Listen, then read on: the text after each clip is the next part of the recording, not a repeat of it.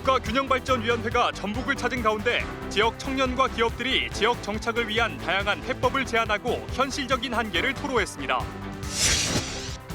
김제 지평선 산단에 추진되는 폐기물 매립장을 둘러싼 논란이 커지고 있습니다. 대통령직 속 특별위원회까지 나섰지만 해결까지는 갈 길이 멀어 보입니다. 여야 대권주자 가운데 처음으로 출마를 선언한 민주당 박용진 의원이 전북을 찾아 낡은 정치를 바꾸자며 세대 교체를 강조했습니다. 길고양이를 돌보는 행위를 둘러싼 사회적 갈등이 팽팽합니다. 이슈 K에서 살펴봅니다.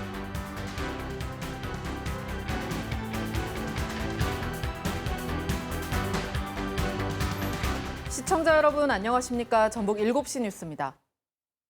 백신 접종 속도가 빨라지고 있지만 수도권을 중심으로 음식점과 주점 관련 집단 감염이 늘어나고 있습니다.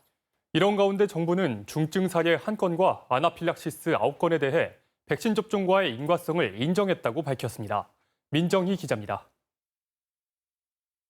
어제 하루 85만 5천여 명이 코로나19 백신 1차 접종을 받아 하루 최다 규모를 기록했습니다. 1차 접종자 수는 845만 5천여 명, 인구 대비 1차 접종률은 16.5%입니다. 정부는 이번 주 안으로 국민의 20%에 해당하는 1,000만 명 이상이 1차 접종을 마칠 것으로 보고 있습니다.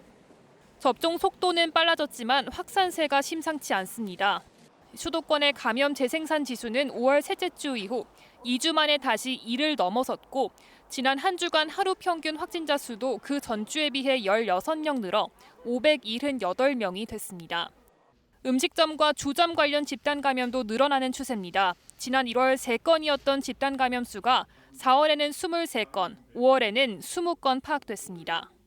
백신 접종이 본격화되고 있는 상황이 자칫 방역에 대한 긴장 완화로 이어지게 되는 것은 아닌지 우려스러운 부분입니다.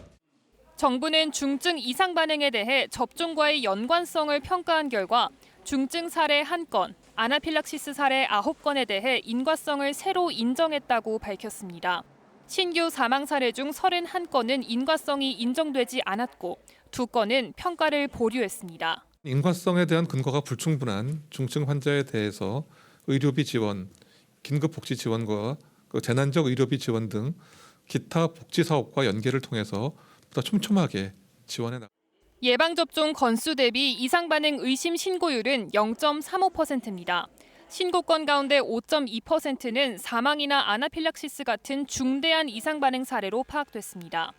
화이자 백신은 1차보다 2차 때, 아스트라제네카 백신은 2차보다 1차 때 신고율이 더 높았고 두 백신 모두 젊을수록 2차 접종 뒤 신고율이 높게 나타났습니다. KBS 뉴스 민정입니다. 전북 지역 코로나19 신규 확진자는 오늘 오전 10시 기준 4명 늘었습니다.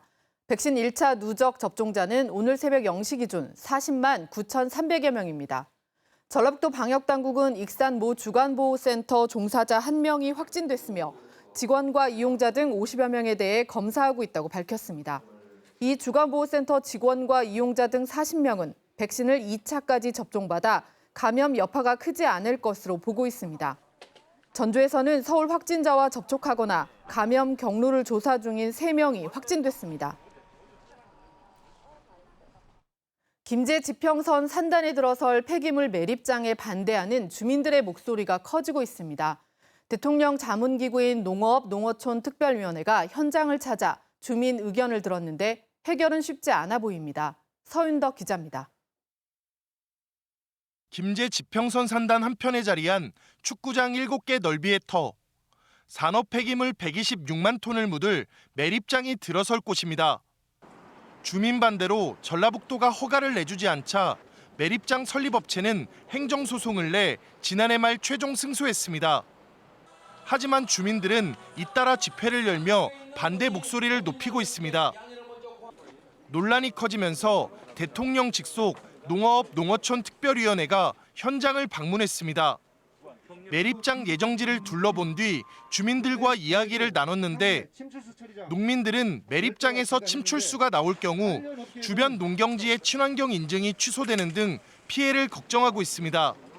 주변 환경에 대해 기본적인 용역 조사도 이루어지지 않은 채 3폐장 건설을 추진한 전라북도 김제시 여기에 편성한 정치권에 대한 철저한 감사가 특별위원장도 최선을 다해 해결하겠다고 밝혔습니다. 산업 폐기물 매립장은 농촌지역 전반의 문제이기 때문에 관련 법 제도 개선을 검토해야 하겠습니다. 하지만 해결은 쉽지 않아 보입니다. 매립장 설립업체는 전북 지역의 산업 폐기물 처리장이 한 곳뿐이라 추가 설립이 필요하다며 행정소송에서 이겼지만 전라북도가 행정 절차를 멈춰 사업의 차질을 빚고 있다고 주장했습니다. 매립장 설립을 포기하지 않겠다고 밝혀 주민 바람대로 김제시가 땅을 사들여 직영하는 방식도 대안이 되기 어렵습니다. 행정소송 결과에 따라 전라북도가 허가를 내주더라도 김제시의 허가 절차 등이 남아있어 진통은 당분간 이어질 전망입니다. KBS 뉴스 서윤덕입니다. 수도권 쏠림 현상은 청년 일자리에서도 나타납니다. 해마다 전북의 20, 30대 청년 수천 명이 전북을 떠나고 있는데 청년들의 정착 없이는 지방 소멸도 피하기 어렵습니다. 보도에 진유민 기자입니다. 김제에서 대규모 토마토 농장을 운영하고 있는 허정수 씨. 해외에서 신품종을 들여와 실험 재배한 끝에 국내 시장에 맞는 품종을 찾았습니다. 창업농을 위한 정부나 지자체의 교육 프로그램은 어느 정도 갖춰졌지만 농지 매입과 초기 시설 비용이 문제라고 말합니다. 비닐하우스라도 하려고 하다 보면 기본적으로 초기 투자 비용이 상당히 많이 드는 편인데요.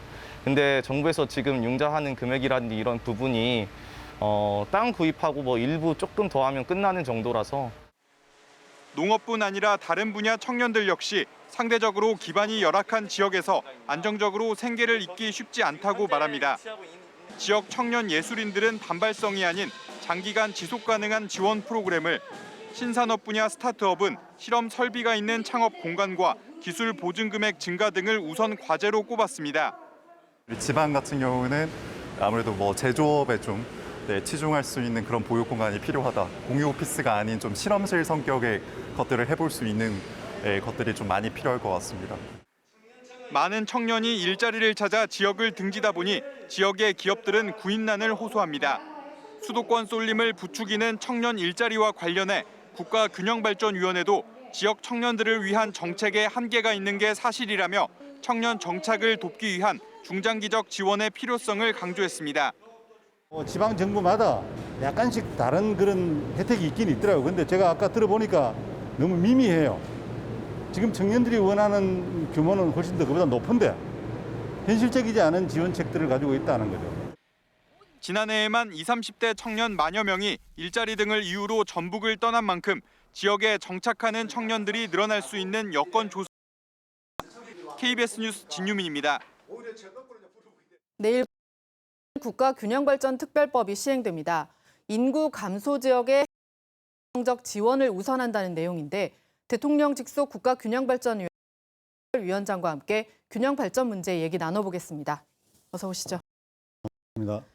이번 정부에서도 수도권 집중, 비수도권과의 격차 문제 해결되지 않고 있다는 지적이 많습니다. 문재인 정부가 아직 이제 채 1년이 남지 않은 문재인 정부의 지역 균형 발전 정책 좀 어떻게 평가하고 계시나요? 국민들이 알다시피 참여정부 때 국가균형발전위원회가 생겨 전국의 혁신도시를 만들고 또 공공기관들 세종 행복도시를 만들어서 이제 이런 지역에 감소하지 않도록 하는 한 8년 정도의 지원 효과를 가졌다가 최근에 이제 그 속도가 빨라져서 수도권의 인구가 과반수가 넘고 뭐 경제 집중이나 이런 것들은 훨씬 더 70%까지 되죠. 그래서 상당히 어려운 상태에 있습니다. 물론 이제 문재인 정부가 들어서서 5년 동안의 그 국가균형발전 프로젝트 23개, 25조 정도 되는 사업들을 꾸준히 이제 추진해 오고 있고, 뭐 여러분이 알다시피 전북에도 새만금 공항 뭐 이런 것들 이제 기초 사업들을 이제 해왔는데 실제로 그런 예정되어 있던 것들은 착착 이렇게 하고 있고 그것으로 부족하다 이래가지고 작년 가을부터 지역균형 뉴딜이라는 프로젝트가 이 재난의 극복의 한 방안으로 부각이 되어 있고 정부가 그걸 또 선택을 했습니다. 대통령이. 또 그리고 초강력 협력 프로젝트라는 것을 또 이제 더 추가적으로 추진해서 이 문제들을 좀 적극적으로 풀어보려고 생각하고 있습니다. 네, 말씀하신 대로 비수도권 지역을 중심으로 지금 초광역화 논의가 좀 이뤄지고 있는데 국가 균형 발전 차원에서 어떻게 보시는지, 그리고 또 전북은 어떤 노력을 좀 해야 된다고 보시는지요? 예, 뭐 사실 중앙 정부에서 하는 노력들도 물론 나름대로 필요한데 지금 최근의 상황이 워낙 어려우니까 지역에서 이제 자발적으로 지금 그런 메가시티 같은 기류들이 일어났는데 행정 통합에 관련해서는 대구 경북 또 광주 전남이 그런 시도를 하고 있고 지금 메가시티 쪽으로는 이제 부울경하고 충청권 그리고 전북에서도 이제 그런 나름대로 좀 특별한 스타일의 이런 메가시티 스타일들을 추구하고 있는데 어쨌든 이런 분위기들은 지역이 이런 것들의 발전에 대해서 자기 주도성을 가진다는 점에서 아주 권장할 만하고 저희 중앙정부에서도 적극적으로 도와주려고 하고 그걸 지난 4월 말에 그 범정부 TF팀을 만들어가지고 적극 지원하고 있습니다. 예. 지방 분권과 균형 발전의 가치는 다음 정권에도 좀 이어져야 할 텐데요. 제도적 장치가 좀 마련돼 있다고 보시는지, 그리고 또 시급한 과제가 있다면 좀 어떤 게 있다고 보시나요? 작년 12월 달에 지방자치법이 이제 30년 만에 통과가 돼가지고 상당히 이런 그 지역 분권에 대한 자치에 대한 것들은 상당히 기본적으로 이제 잘 갖춰졌습니다. 근데 이제 그 관련되어서 그런 사업들에 대한 것들이 이어져야 되는데 뭐 아까 얘기한 그 국가균형발전위원회에서 이제 추진하고 있는 그 행안부와 같이 하고 있는 이 지역균형 뉴딜 외에도 또 초강력 협력 프로젝트라는 게 있습니다. 뭐 지금 전북에서도 광주 전남과 함께 웰에이징과 관계되는 헬스케어 사업들을 추진하고 있고 또 제주도와 같이 해서 이런 천연자원을 활용한 식이약품 프로젝트 이런 것들을 실행하고 있습니다. 그래서 아마 이런 좀 자기 지역 내에서의 그런 것들을 벗어나서 다른 지역과 같이 협력해서 하는 프로젝트들도 저희들이 권장하고 있고 다른 지역과 마찬가지로 전북도 나름대로 열심히 하고 있습니다. 예, 오늘 말씀 고맙습니다. 예. 다음 소식입니다. 지방 소멸을 막고 국가 균형 발전을 이루기 위한 실효성 있는 방안은 무엇인지 살펴보는 심층 토론이 오늘 밤 10시 KBS 1텔레비전에서 방송됩니다. 오늘 토론회는 한병도 더불어민주당 국회의원과 조정찬 전 한국법령정보위원장이 나와 인구 감소 지역에 우선 행정, 재정적 지원을 하도록 개정한 국가균형발전특별법 시행을 앞두고 지방 소멸과 균형발전 문제를 집중적으로 살펴봅니다. 새만금 공항 예정지 일대에서 멸종 위기 중인 흰발농개 서식지가 환경단체 조사로 확인됐습니다.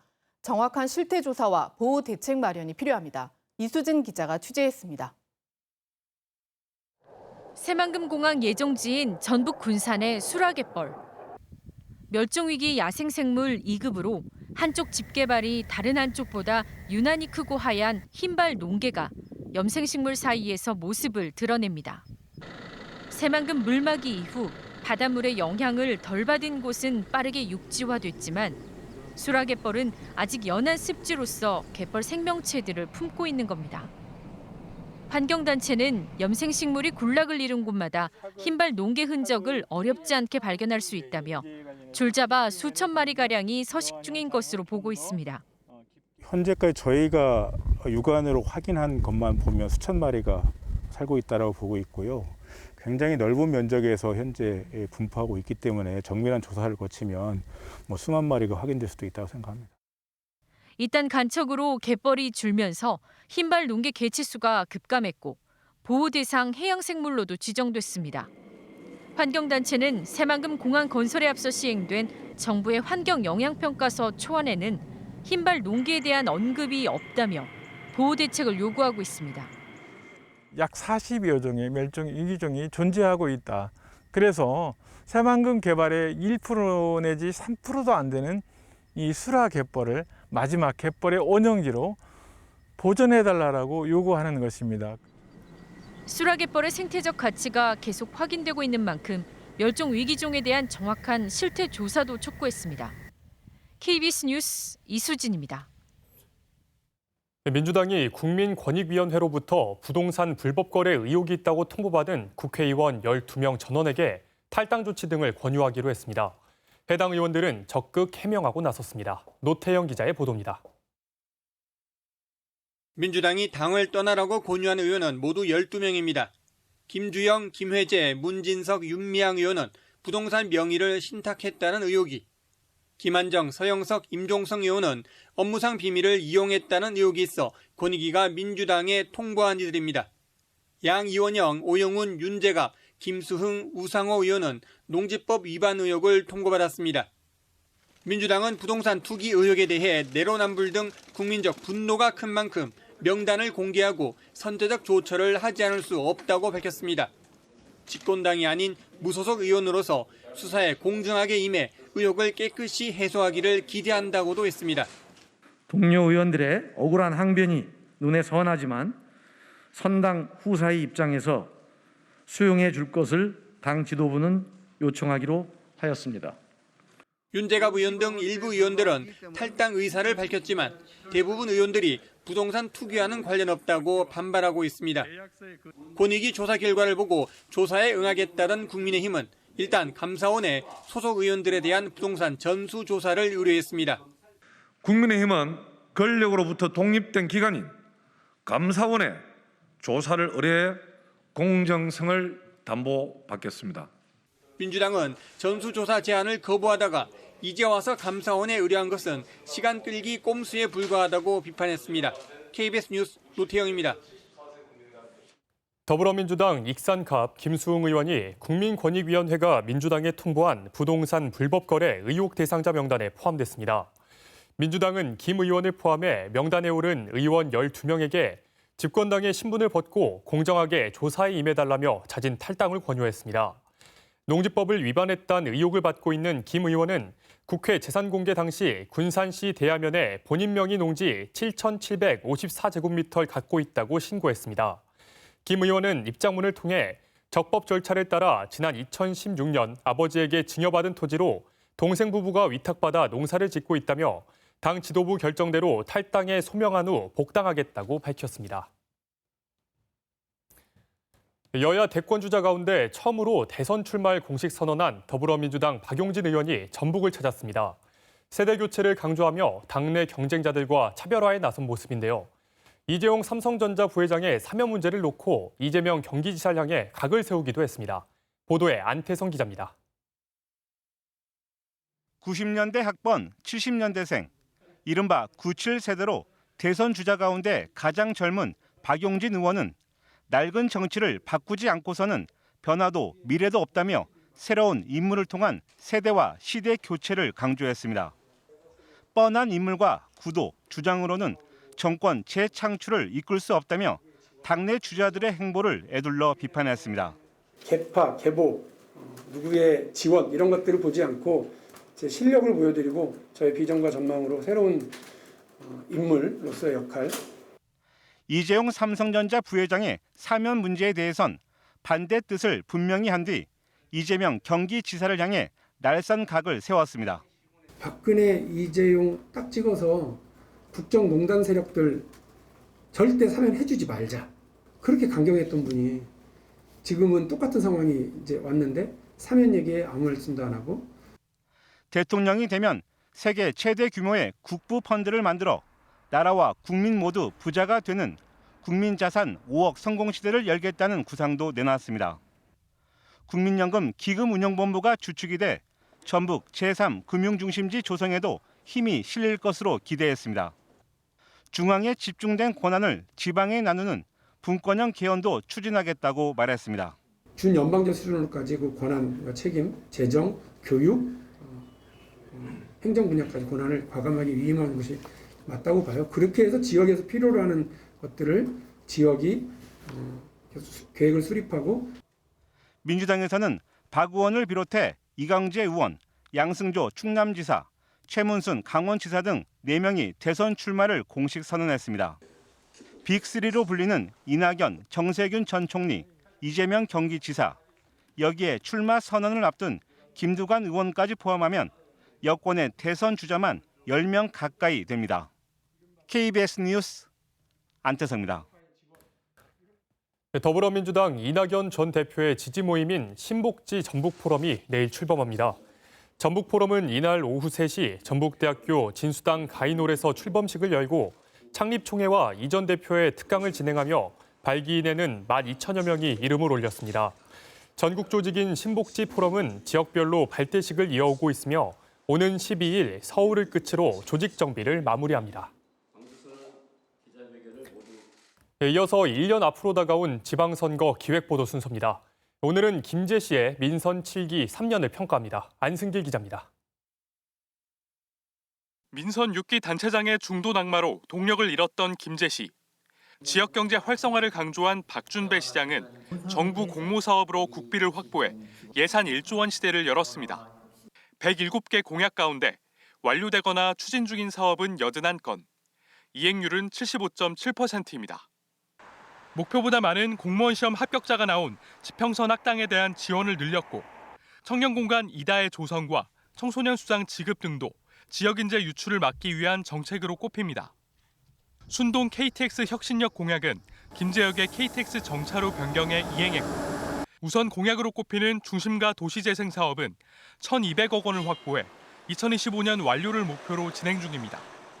주민협의체에서 우리 동네를 어떻게 해볼까? 여기는 이렇게 고쳐볼까? 여기는 뭐 화단이 놓였으면 좋겠다. 이런 의견들을 주민들 스스로 의논하고 토론하고 그런 절차를 거쳐서 하지만 과제도 적지 않습니다.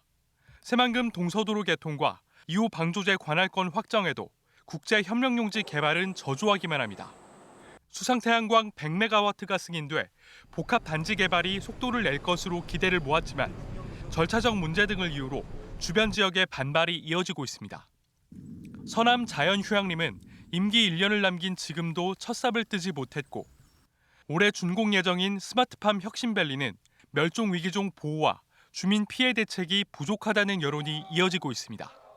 지평선 산단의 분양 성과에도 계획보다 6배나 커진 폐기물 처리 시설 입주에 대한 주민 반발도 커지고 있습니다. 부지 매각 과정에서 3일 앞두고 매각 공고를 냈고 그로 인해서 업체에게는 지역 주민의 미동의 그리고 특혜 설계 변경에 관한 그런 특수 조건들을 달아줘요. 갈등의 소지 있는 부분들은 투명하게 주민들에게 알릴 건 알리고. 지난 10년 사이 김제 인구는 10,000명 넘게 줄었고 소멸 위험은 지난해 5월 기준 전국의 10단위 가운데 경북 상주에 이어 두 번째로 높아졌습니다. KBS 뉴스 안승길입니다. 전라북도 의회는 군산항의 경기를 되살리기 위해 전자상거래 특송장치장 설치를 촉구했습니다. 도의회는 전라북도와 군산시의 지속적인 요구에도 관세청이 미온적 태도를 보이고 있다며 군산항 활성화를 위해 특송장을 설치하고 군산세관을 특송화물 취급세관으로 지정해달란 건의문을 채택했습니다.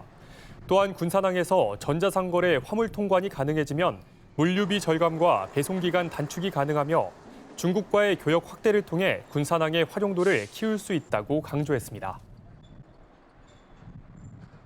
새만금 개발청은 탄소중립 산업단지 실현을 위한 첨단 제조기업 공모에서 우선 협상 대상자로 주성 엔지니어링 등이 참여한 주성 컨소시엄을 선정했다고 밝혔습니다.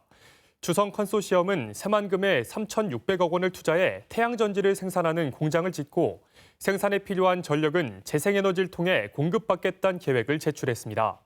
협상이 마무리되면 올해 안에 부지 매입과 공장 착공이 가능할 전망입니다.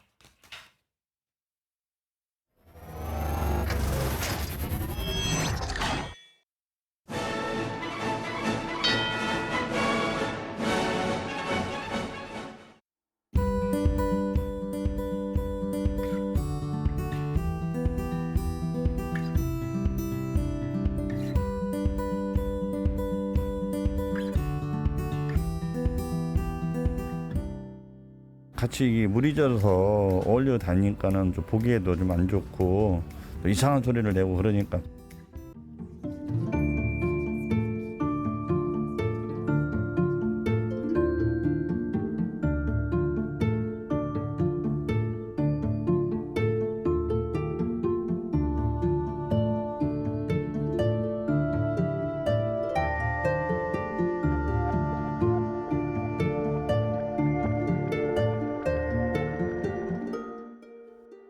독려하면서 동물 학대와 사람에 대한 학대까지도 도모를 한 사건이기 때문에 동물을 넘어서 우리 사회에 대한 폭력성이기도 해서 엄벌에 처했으면 좋겠다.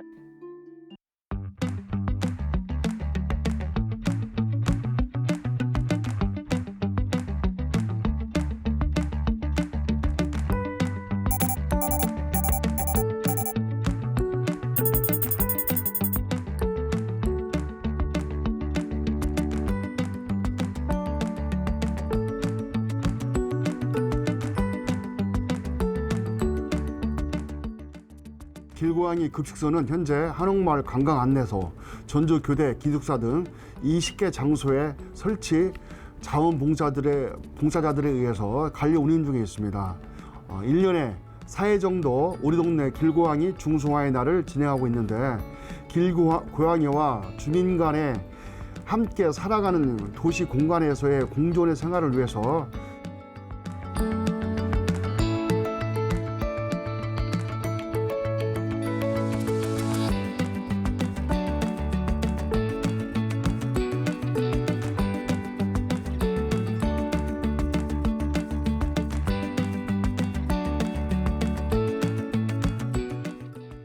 안타까울 때가 많이 있어요. 이제 동물들도 먹을 것이 부족하면 막 담도 넘어가고 막 그래요. 그러면 사람들이 봤을 때는 짜증낼 때도 많이 있거든요. 이제 그런 걸 너무 과격하게 하지 마시고 조금 사랑해 줬으면 하겠어요. 먹이 주는 거? 글쎄 그건 그렇게 챙겨서 해줘야 되나 싶은 생각이 사실은 들긴 하거든요. 그냥 어쨌든 자연적으로 살아가야 되는 애들이 아닌가. 먹이 같은 거 먹여줄 때 그 주위를 좀 깨끗하게 청소도 해주고 냄새 안 나게 이렇게 좀 관리를 좀 해주면 뭐라 그러겠어.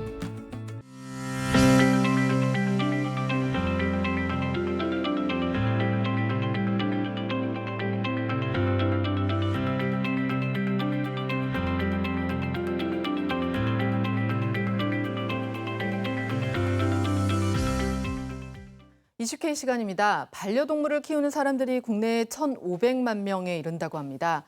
그런데 주변에서 흔히 보는 길고양이는 여전히 환영받지 못하고 있는데요. 길고양이를 돌보고 먹이를 주는 이른바 캣맘, 캣데디와 주민들 사이의 갈등이 계속되고 있습니다. 길고양이와의 공생 방안 어떻게 풀어가야 할지 김옥진 원광대 반려동물 산업학과 교수 그리고 반려동물 돌봄문화 인식개선단체 정영화 대표와 얘기 나눠보겠습니다. 두 분 어서 오시죠. 안녕하세요. 안녕하세요. 먼저 대표님, 오늘도 살충제를 이용해서 길고양이들을 죽게 한 혐의로 70대 남성이 검거됐다고 합니다. 동물보호법으로 어떻게 처벌이 되나요? 네, 현행 동물보호법상 2년 이하의 징역 2천만 원 이하의 벌금에 처해지는데요. 최근 개정된 동물보호법에 따르면 동물을 죽음에 이르게 하는 자는 3년 이하의 징역 3천만 원 이하의 벌금형에 처해지도록 되어 있습니다. 또 올 초에 동물판 엠번방 사건 같은 경우에는 길고양이를 비롯해서 여러 야생동물을 시신을 훼손하고 잔혹하게 살해하고 또 그 영상을 공유하는 등 정말 심각한 동물학대 사건이 있었는데요. 현재 검찰에 송치된 상황이고요. 그렇지만 동물보호법이 제대로 적용돼서 처벌될지는 아직 모르는 상황입니다. 왜냐하면 2010년부터 2019년까지 경찰에 신고된 사건만 3,000건이 넘는데 그중에 구속으로 이어진 건 단 4건이고요. 그것도 솜방망이 처벌이었습니다. 일례로 2015년에 경남 김해에서 길고양이 600마리를 산채로 끓는 물에 넣어서 죽인 사건도 징역 10개월, 집행유예 2년으로 풀려났거든요. 그래서 우리나라는 다른 많은 나라들과 달리 민법상 동물이 물건 취급을 받고 있어요. 그래서 처벌 강도도 많이 약하고 또 길고양이처럼 소유주가 불분명한 경우에는 더더욱 처벌하기 어려운 것이 현실입니다. 네. 그러니까 동물을 물건으로 보지 않고 생명으로 바라보는 인식이 가장 큰 해결의 실마리라고 생각합니다. 예, 이런 혐오 범죄나 이런 게 이제 동물에 대한 것뿐만 아니라 사람에게도 좀 위험한 방향으로 좀 흘러갈 수 있을까요? 네, 실제로 이제 미국 같은 경우는 동물 학대에 관련된 범죄가 있으면 FBI가 함께 수사를 나설 정도로 동물 학대 문제를 굉장히 심각하게 바라보고 있는데요. 전 세계적으로 연쇄살인범이나 심각한 강력 범죄를 일으키는 사람들의 대다수가 동물학대 이력이 있기 때문에 이 부분에 대해서 사회적으로 간과할 수 없는 부분이죠. 예. 교수님, 그러면 주민들이 좀 이런 길고양이나 이런 것들 중에 가장 불편해하고 민원을 제기하는 이유는 뭘까요? 우선은 뭐 다양한 이유들이 있고 실제로 분쟁 사례들이 많은데요. 그 중에서 가장 큰 문제점들은 이 캣맘들이 사료를 줬을 때 더 많은 수의 고양이들이 그 집 근처로, 자신이 사는 집 근처로 몰려든다고 생각하는 것입니다. 그리고 또한 캣맘들이 보호를 하기 때문에 번식력이 높은 고양이들의 숫자가 계속해서 늘어난다, 이런 생각들을 많이 하고 있고요. 또한 이제 가장 큰 민원이라고도 볼 수 있는데, 이 번식 생리학상 이 고양이들은 암컷 고양이가 이제 그 발정이 났을 때 수컷들을 불러 모으기 위해서 굉장히 이제 요란한 울음소리들을 특히 야밤에 이렇게 내거든요. 그러면 또 그 소리를 듣고 온 수컷들이 또 싸우면서 내는 소리들이 굉장히 소음이 발생하고 있습니다. 또한 이 고양이들은 육식동물이기 때문에 이제 배변 문제, 이 배변 냄새도 굉장히 다른 동물에 비해서 좀 많이 나는 편이고요. 사료에 이렇게 사료를 정체하기 때문에 거기에 이제 바퀴벌레나 파리, 이런 위생 해충들이 또 많이 발생한다는 민원, 그리고 배고픈 길고양이들이 쓰레기 봉지를 훼손해서 발생하는 민원도 있고, 또 겨울철에는 이제 차량 엔진룸이나 바퀴와 같은 따뜻한 곳을 찾는 습성이 있다 보니까 안전사고의 그런 민원도 있습니다. 예. 이런 문제 때문에 길고양이 개체수를 줄이거나 뭐 이러고 있잖아요. 뭐 중성화 수술 같은 거. 근데 이게 좀 답일까요? 중성화 수술을 하려면 어쨌든 정부나 자치단체에서 예산이 더 필요할 텐데 여기에 대해 또 반감을 가지시는 분들도 있죠. 일단은 길고양이를 중성화해서 제자리에 방사하는 제도를 TNR이라고 하는데요. 이 TNR은 현재 전 세계적으로 가장 최선의 방법으로 알려져 있고요. TNR이 정착되기 전에 원식이 지켜지지 않고 또 무분별하게 행해질 때 그렇게 세금을 들여 수술한 고양이가 쉽게 죽어버리고 관리가 되지 않는 상황들이 많이 있었는데요. 2016년부터는 국가에서 길고양이 중성화 수술을 위한 시행령을 제정을 하면서 그 시행령에 맞게 수술을 할 수 있도록 관리를 하고 있습니다.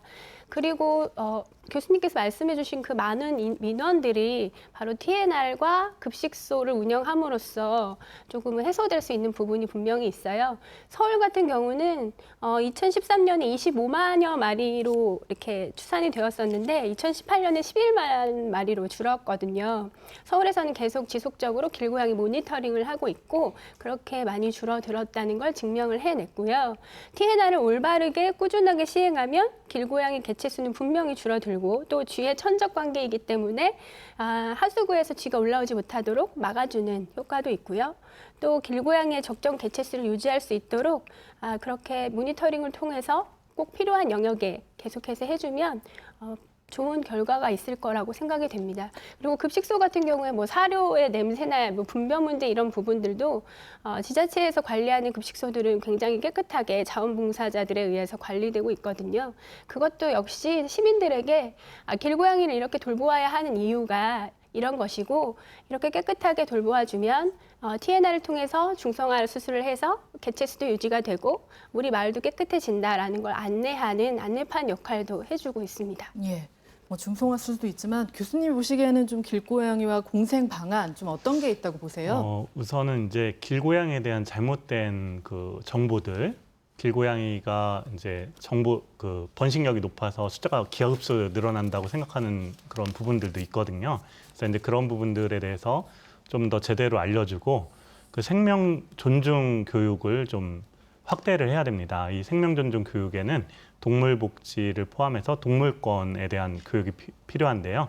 그래서 길고양이에 대한 이제 생명 존중, 그리고 왜 필요한지 인본적인 차원에서 이런 부분들을 지원해야 되는 그런 필요성을 좀 더 교육을 확대해서 주민들에게 정확한 지식을 좀 전달할 필요성이 있고요. 그리고 두 번째는 우리가 반려동물 인구가 늘어나면서 사실 이제 반려묘를 키우는 인구도 굉장히 급증하고 있거든요, 국내에서. 그렇다면은 이제 반려견처럼 실제로 사지 말고 입양하자는 캠페인이 반려견에 많이 국한돼 있습니다, 현재는. 그래서 이제 그런 부분들을 이런 길고양이라든지 유기고양이에게도 실제 품종 있는 고양이를 입양하는 것보다 실제 이런 길고양이들을 입양하는 그런 문화를 정착하는 것들이 필요하다고 볼 수 있습니다. 예. 대표님은 좀 어떻게 보세요? 저는 인식과 소통으로 정리해 볼 수 있을 것 같은데요. 길고양이 문제가 이것이 동물에 국한된 문제가 아니라 우리 사람들의 문제라는 인식이 꼭 필요하다고 생각합니다. 우리나라에서 길고양이가 60, 70년대 쥐잡기 운동 때문에 대거 수입도 되고 생산도 됐다가 그 운동이 끝나면서 대거 또 버려졌기 때문에 지금의 길고양이들이 생겨난 가장 큰 이유라고 보여지는데요. 이것은 바로 국가적 차원의 문제이지 않습니까? 그래서 그 이후에도 또 지속적인 유기라는 사회적 문제가 이어졌고요. 그래서 이것은 동물의 문제라고 국한하지 말고 우리들이 해결해야 할, 사회가 해결해야 할 문제로 바라보는 인식이 가장 먼저 필요하다고 생각하고요. 네. 두 번째는 길고양이가 우리 길 위에 길을 나누어 쓰는, 영역을 우리와 나누어 쓰는 생명으로 존중하고 인정하는 게 필요하다고 생각합니다.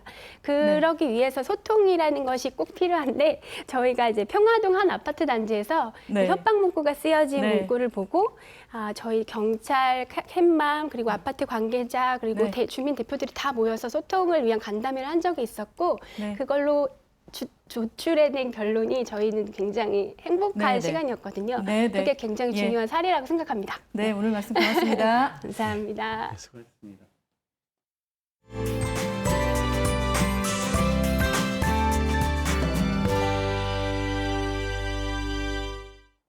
때이른 더위에 올여름 얼마나 더울지 걱정되시죠? 뜨거운 볕이 내리쬐고 고기압의 가장자리를 따라 따뜻한 바람이 불어오고 있습니다. 이 공기가 상대적으로 차가운 바다 위를 지나면서 안개가 짙어지겠는데요. 해무가 유입되는 서해안 지역은 내일 아침까지 가시거리가 200m 미만에 머물겠습니다. 운전 각별히 조심하셔야겠고요. 항공기 운항 여부도 확인해 주셔야겠습니다.